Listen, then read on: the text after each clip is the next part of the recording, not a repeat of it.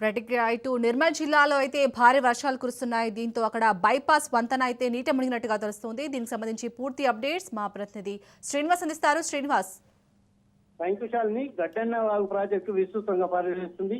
ఎగువ ప్రాంతాల మహారాష్ట్రలో కురిసిన వర్షాలతో పాటు ఇక్కడ లోకల్ గా గత 3 రోజుల నుంచి భారీ వర్షాలు కురవడంతో ప్రాజెక్టు నిండుకుండలా మారి కిందికి 22,500 క్యూసెక్ల నీళ్లు కిందికి వెళ్ళడం జరుగుతున్నది.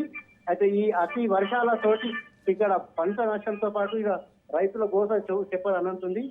యాక్చువల్గా పత్తి పంట 10 ఎకరానికి 10 నుంచి 15 కుంటాల పంట పండుతుంది. సోయా 8 నుంచి 12 కుంటాల దిగుబడి వస్తుంది. కానీ ఇప్పుడు ఈ అతి వర్షాలతోటి పత్తి పంట నష్టపోయింది. అంతేకాకుండా ఈ సోయా పంట చేతికొచ్చిన పంట నష్టపోతున్నట్టు వస్తుంది.